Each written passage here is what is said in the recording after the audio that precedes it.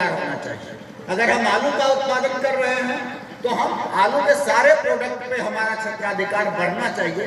किसान से व्यापारी बनने का समय आ गया है, वाणिज्यिक गतिविधि में जुड़ने का समय आ गया है और खेती में भी हमें आधुनिकता लाने का समय आ गया है। आज तो कई सारे किसानों के उत्पाद जिन्हें पुरस्कृत किया गया है, देख करके मैं काफी आश्चर्यचकित था और उससे भी ज्यादा खुश था कि हमारे किसान, एक किसान थे जो समस्तीपुर जिले के, उन्होंने कहा कि मैं अपने गमले में स्ट्रॉबेरी की खेती कर रहा हूँ और आमंत्रित किया कि भाई मैं करता हूँ। कई सारे अधिकारी आते हैं, कई सारे राजनीतिक लोग आते हैं, देख के प्रशंसा करते हैं, आप भी आके देखते कि हम किस प्रकार से कर रहे हैं, हमको बहुत फायदा हो रहा है। तो खेती देख करके, खेती से पुराना कोई व्यवसाय नहीं है, व्यापार नहीं है, फिर भी खेती में किसान को वो लाभ नहीं मिल पा रहा है जो मिलना चाहिए। हम हजारों साल से खेती कर रहे हैं। मुझे लगता है कि जंगलों से मक्का को खेत तक लाने का काम किसानों ने आज से 12,000 साल पहले लगभग कर लिया और तब से उसको सिस्टमेटिक ढंग से करते आए हैं। इसी प्रकार से डिफरेंट फेज में डिफरेंट खेती के प्रोडक्ट को इंसानों ने अपनाया है। खेती के माध्यम से उसे एक नई दिशा दी।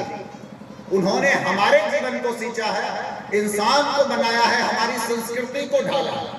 अगर पूछिएगा तो ये फसल हमारे संस्कृति के शिल्पकार हैं। उन्होंने ये निर्धारित किया कि औद्योगिक क्रांति की दिशा क्या हो। उन्होंने ये निर्धारित किया कि नागरिक के विकास की, नगरीय विकास की, ग्रामीण विकास की दिशा क्या हो।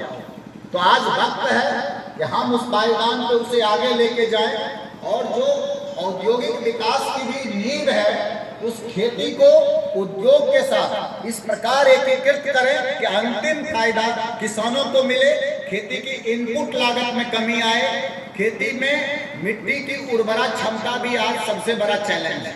आप देखिएगा कि रासायनिक उर्वरक का अंधाधुंध प्रयोग से सीजन में थोड़ा फसल तो मिल जाता है, लेकिन मिट्टी की उर्वरा क्षमता कम होती जा रही है।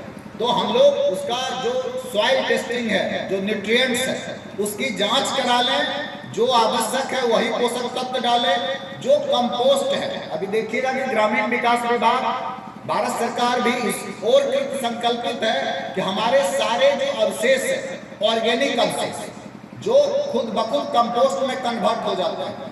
अगर मवेशी का गोबर है तो कुछ दिनों में आप देखिएगा वो कंपोस्ट बन जाता है। सरकार तो इस दिशा में भी प्रोत्साहित कर रही है कि ह्यूमन का जो वेस्ट होता है, चाहे किचन का निकला हुआ है या जो हम खाते हैं, उसके बाद जो शौचालय का आपका बनता है, किस प्रकार से हम खेतों में डालें। इंसान का जो भी सिस्टम है उस सब को अगर हम कंपोस्ट में बता दें तो हमारी उर्वरा क्षमता बढ़ती है।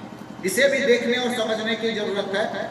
अगर हम सभी अवशेष को जलाए नहीं, फसल का जो अवशेष आजकल देखिएगा कि कुछ राज्यों में ये दिक्कत है, अपने यहाँ तो कम है लेकिन बीमारी बढ़ते देर नहीं लगती कि भाई ऊपर से काट लिया, जो बचा उसको आग लगा दिया। बाद में जो है जाड़े के दिनों में पर्यावरण प्रदूषण, कोहरा और उसके साथ सिर्फ फसल के अवशेष नहीं जलते हैं, जल जाते हैं मिट्टी के वो पोषक तत्व जो किसानों के मित्र होते हैं। आप देखिएगा केचुआ को किसानों का मित्र कहा जाता है। उसका अपना एक सिस्टम है, अपना इन्वायरमेंट। अगर उसको आप जला देंगे तो उर्वरा क्षमता कम हो जाएगी और उसी को कंपोस्ट बना के डाल देंगे तो उर्वरा क्षमता बढ़ जाएगी। तो ये सब चीज है जो जानना है, सीखना है और करना है। ये वक्त आ गया है कि हम खेती में क्रांतिकारी बदलाव ला सकते हैं, किसानों का जीवन बदल सकते हैं और उनके भविष्य की पीढ़ी को नई दिशा दे सकते हैं। बहुत धन्यवाद।